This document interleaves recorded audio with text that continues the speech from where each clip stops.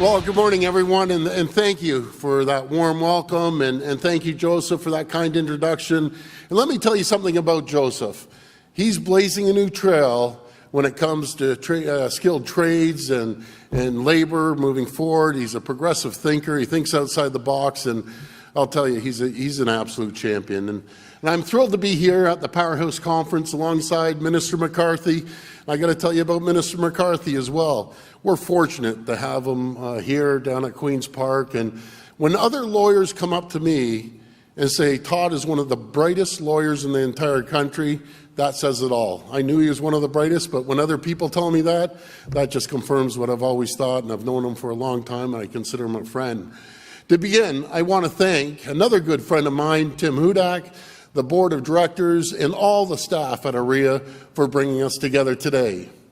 AREA has been a tremendous partner as we work together to build more homes in Ontario. And Tim, I'm looking forward to our fireside chat. I also want to thank all of you, our real estate professionals from right across this province, for the great work you do in supporting hardworking people buying and selling homes. Your expertise and dedication are critical to a well-functioning and efficient real estate market, and thank you for all you do. Friends, Ontario is growing at an unprecedented pace. We're the fastest growing jurisdiction in all of North America, bar none. Last year alone, we added more than 800,000 people.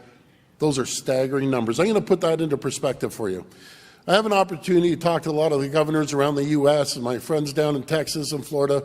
They always say, we're the fastest growing state in the U.S. And I always say, you definitely are. We have 1,000 people every single day moving into our state. So I'm a numbers guy. I do the quick math, 365,000 people in a state. Texas is about 31 million people, and Florida is about 21 million people. And I said, well, that's 365,000 people a year. Put that into perspective, over 800,000 people that come here every single year. And that's not including the 415,000 students that come here to study, the migrant workers to help out, feed our province, another 150,000 people, and close to over 15 million people that come here to visit. So at the end of the day, that's why you always see me out there screaming about let's build more homes and make sure that we create the environment and conditions for builders to build and real estate folks to sell those homes. At this rate, Ontario will add more than 5 million people in the next 6 to 7 years. That's like adding 2 new cities nearly the size of Toronto in less than a decade. That's why it's never been more important to deliver on our commitment to build at least 1.5 million homes by 2031. As Ontario welcomes more people, we need to build more homes of all types, including a mix of ownership, rental, nonprofit, and supportive housing. To do so, our government is the first in decades to have a real plan to build more homes. Our Housing Supply Action Plan has set ambitious targets for growing cities and municipalities. It has cut costly red tape while reducing municipal fees and taxes on purpose-built rentals, as well as affordable and attainable housing. Through our transit-oriented communities, we're planning for density right next to transit, as you might hear, the TOCs, as we call it. And friends, after decades of stagnation, we're starting to see results. In 2021 and 2022, we saw the most housing starts in over 30 years. And last year, we broke ground on nearly 15,000 new purpose-built rentals, the highest number ever on record. This positive momentum and a step in the right direction. But as our province grows at an incredible speed, as we face challenging headwinds like higher interest rates and labor challenges, we know we need to do more, and we're doing more. This past summer, we introduced the Building Faster Fund, a fund that will provide up to $1.2 billion to municipalities that meet or exceed their housing targets. We're working closely with our municipalities to identify surplus government lands.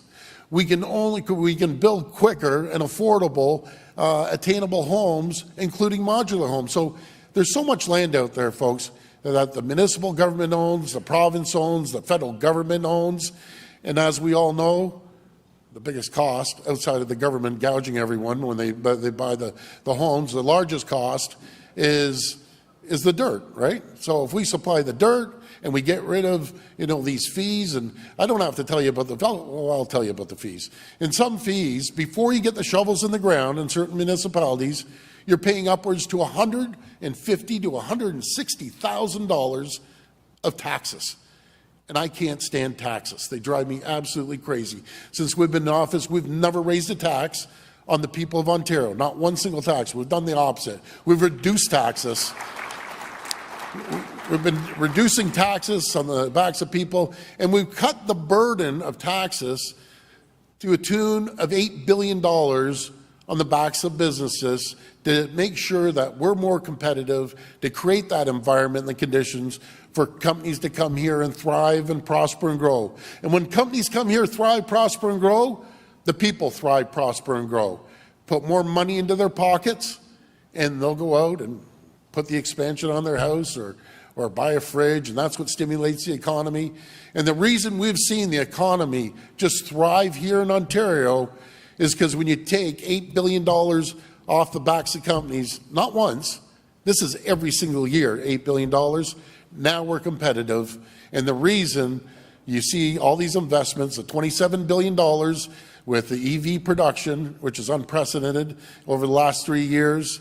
You see another $3 billion investment in healthcare and pharmaceutical and life sciences, over $15 billion of investment in the tech sector alone is because now we're competitive. And the reason the previous government, they lost 300,000 jobs that went down to the US and everywhere else.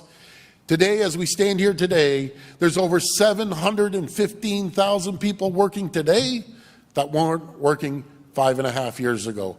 And there's still hundreds of thousands of jobs available. We're taking action to boost construction of rental houses.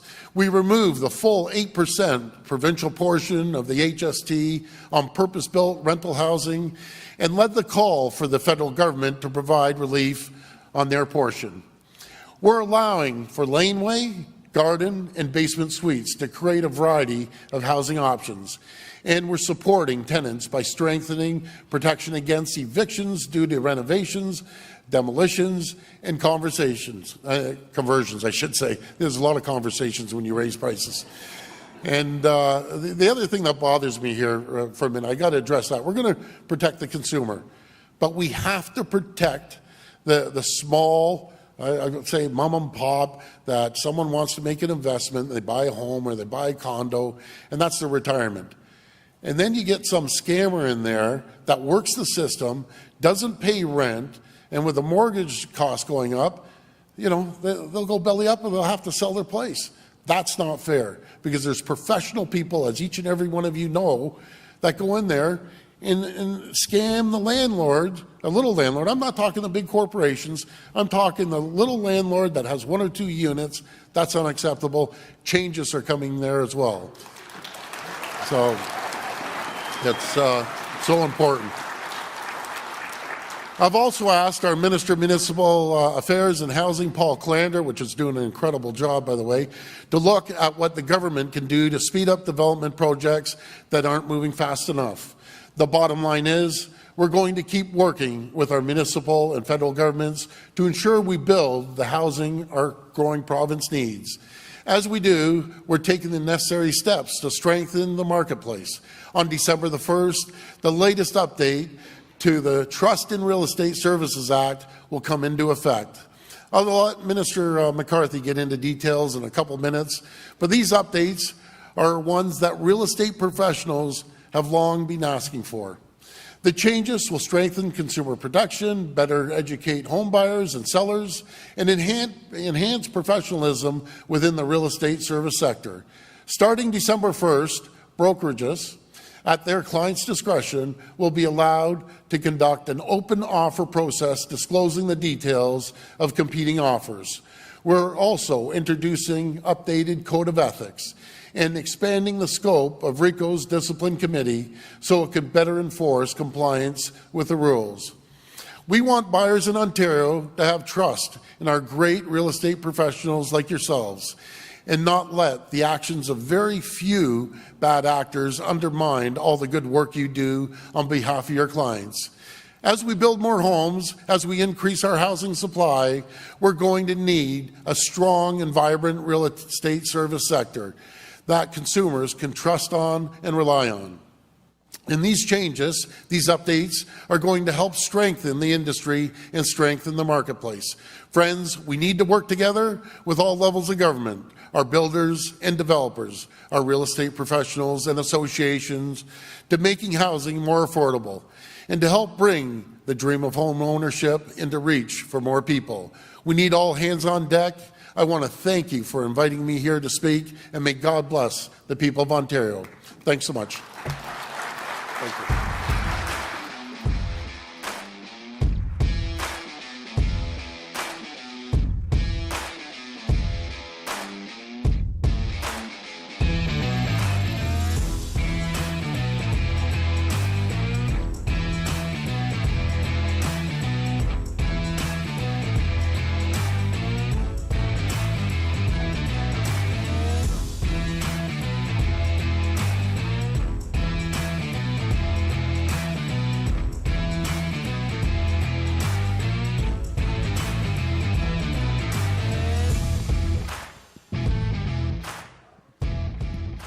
Do I wait for the music to stop, or?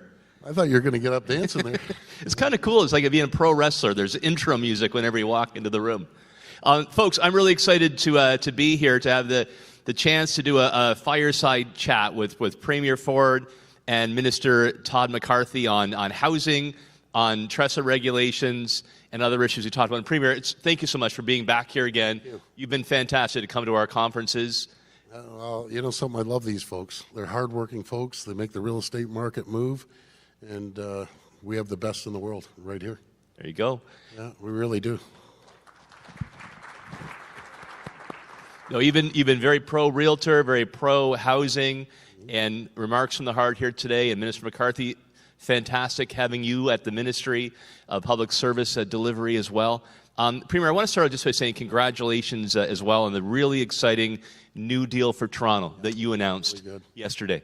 The uploading of the highways to the province, support for transit, and what was really important about that is that will help make sure Toronto meets or exceeds its new housing starts in the time ahead. Yeah, does it ever, Tim? And it also, we're going to put more money into policing for the subway system, because now people are scared to even go down on the subways, which we all grew up in Toronto here. You know, that's unacceptable. So we're going to support the policing along with helping them with their budget. And it was a great deal. I'll tell you, it was really one-sided deal. We gave them everything they needed, but that's what you have to do. You have to have a soft spot for Toronto, and I always have to support the city I love and that I grew up in and had a business in, and we just we're there to support them any way we can. Oh, it's great news. And one thing I've always admired about you in your leadership, in your words here a few moments, like you're really driven by helping people get a new place to call home. I can see how that puts a spring in your step and a spark in your eye. And I want to thank you. You appointed me to the Housing Affordability Task Force, and we put on the table a roadmap to get 1.5 million homes built in the province over the next 10 years. Mm-hmm. You've embraced that, and you've made the earth move to get that done. Since that time, we've had a spike in interest rates. Mortgage costs have gone up, labor shortage. So what's your view now with those obstacles in the way of getting those 1.5 million homes built? Well, I first want to address the interest rates. I am not a fan of increasing interest rates. You know, they're living, the Bank of Canada is living back in the 1970s. There's 3 or 4 people around the table that determine this. And thank goodness the country came together and we sent a letter off, and the first time that they were going to do it, and then they were convinced they were going to do it again, and then they got kicked back again. Like they don't understand. People are going to be in serious trouble next year, a year after, when they start, and people are renewing even right now. they can't afford the extra $3,000 to $4,000 to $5,000 a month in interest rates. It's killing the economy. If people want to invest in a piece of equipment or create new jobs, even the builders are finding it difficult at those interest rates. Well, what the builders do, they just tack it on the price, and who's paying? The consumer's paying. The little person's paying. We don't need to increase interest rates. We need to lower interest rates to make sure that we continue leading North American job creation, economic development, and growth. And like I said in my speech, we see unprecedented growth. But what we're doing, we put together the Building Faster Fund. And I'll tell you a little story. So I get a lot of visitors from the U.S., be it the governor, or yesterday was the state of Michigan that came up, the Speaker of the House, great guy, and 3 Congress people came in too. They were in awe on what we're doing here in Ontario. And I told them, we are an economic powerhouse in North America. And they recognize that. When I rattled off some numbers to them, their jaw dropped. A lot of Americans don't realize it. But I also reminded them that we do $460 billion of two-way trade with the U.S. every single year. If we were a standalone country, which I never recommend, but if we were a standalone country, we'd be the U.S.'s 3rd largest trading partner in the world. The only difference is Mexico and China. The U.S. has massive trade deficits with their countries. Our $460 billion is split right down the middle. And I reminded them that we're their #1 trading partner in Michigan with about $80 billion of two-way trade, and we're #1 trading partner to 19 states, 9 others. So I told them about this Building Faster Fund, and that we have to pay municipalities to hit their targets. And we're going to give them incentives. And they said, you got to pay people to actually build? I said, yeah, that's the way it operates up here in Ontario, because there's a lot of NIMBYism happening, not in my backyard, and I think the other one is banana. I can't even remember. Don't build anything anywhere. But anyways, we have to stop the NIMBYism and start building. And so we're giving them carrots, the old carrot and sticks. I just believe in feeding people carrots more and more, bringing them on side, and making sure that we excel building in every which way we can. We also got rid of that 8% of our portion of the HST. We put pressure on the feds. They came through. I gotta thank them. Give them credit where credit is due. And we're also put a $2 million infrastructure fund for drinking water, wastewater, sewer, because a lot of these municipalities, they can't build without the pipes going up to their area. So, and I think we're going to increase that $200 million to increase building, make it a lot quicker. There's really been 2 themes I've seen from the Ford government under your Premier, talking about getting more homes built that people can actually afford. You talked about getting interest rates under control. Very, very strong response from our audience here. And when you mentioned the Landlord-Tenant Act to get some more balance on mom and pops will invest in rental properties. Love that as well. The other major theme that you played up is raising the bar when it comes to consumer protection and professionalism. You're kind enough to say the realtors in Ontario are best in Canada. And you talked about some of the new regulations coming into effect this week. So Premier, why do you see that as important? Why, along with getting more homes built, was raising the bar on professional standards so important to the Ford government? Well, that's something that you and your whole team have been asking for. You can't let a few bad apples, and there's very few of them, few bad apples to paint a broad brush against the whole real estate market. And if we have standards that you all agree on, then we do it. But we also, as you were saying, the mom and pops, I talk to people. I get phone calls. I give my cell out to everyone, which I'll give you in a minute, that if you have any concerns. But so many people. I was out in Kitchener, Tim, the other day at an event at the Confederation Club, and a gentleman walked by me and said, I'm 67 years old, and I'm going to lose the house that I saved up to as a rental property because the guy hasn't paid rent in a year. Like that is unacceptable, and we're working on legislation to correct that. But I'm going to pass that over to Todd to talk about what you're doing out there. And this guy's super bright, I'll tell you.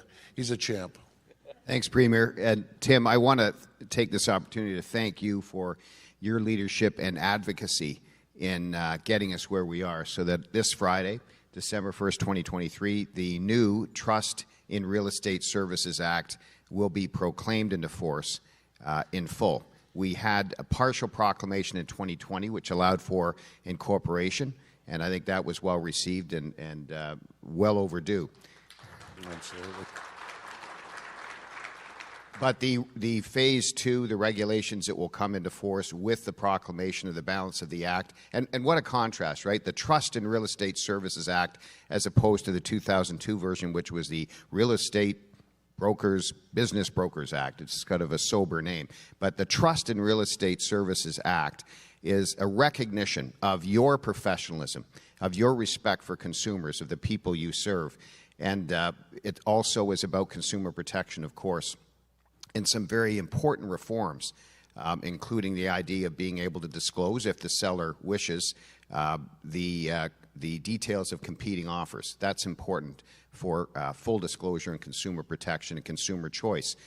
Strengthening RICO's ability to enforce not only the provisions of the Code of Ethics, and there'll be an updated Code of Ethics, but also to enforce the provisions of the new Act. And that includes very much governing your profession, because you are a profession, very much like the Law Society governs the profession of lawyers. And to make the comparison, there's an old joke that Jim Flaherty, our friend, used to like, everybody hates lawyers, but they love their individual lawyers. Now, I can tell you, we all love our individual agents and brokers, but actually we love the profession. We love your profession because you're so often associated with good news, the purchase of a first home or of a resale, the leasing or purchase of an office space. So you're more associated with good news as a profession than lawyers are. But we do need trust, and as the Premier indicated, there are only a few bad apples or a few bad actors, but having RICO's ability to have a strengthened ability to enforce, to revoke, and to reprimand members of the profession, those few, that's an important feature of the new legislation and the regulations to follow. And those are just some of the features. And educating our consumers and having more disclosure for consumers, because a better informed customer is better for everyone. And I know that it's welcomed by your profession. So that the themes really of this new era of legislation in the Trust in Real Estate Services Act is about consumer protection, but it's also about recognizing your professionalism and your level of excellence in serving the public. Fantastic. I'll do a couple follow-up questions to the Minister, Premier, on the Act, and then if you had any sort of closing words, I'll throw back to you of words of encouragement for our members, and then know you both have to get back to question period. So, Minister McCarthy, again, congratulations on being the Minister of Public and Business Services Delivery. You told me that he just got a bill passed in the House for consumer protection, first month on the job, and you got unanimous support for that. It's not a bad start, I got to tell you. Part of that is important to realtors, too, because you're going after the nosies, right? The notice of security interest where unscrupulous operators can put high payments on a home, and then when they go to sell the home, they find that their backs are up against the wall. So thank you for taking that on and going after the bad operators. And if I can add to that, on the notices of security interest, as I think you all know, there's been an exponential growth in these nosies. They're not a real estate interest. They are not they're not like a mortgage, but they are being leveraged to create indebtedness, secured indebtedness against vulnerable consumers. So right now we're in the middle of a consultation period, and I want you to note the dates very carefully. December 1st is not only the proclamation date of the balance of the Trust in Real Estate Services Act, but it's also the conclusion of our consultation period on nosies.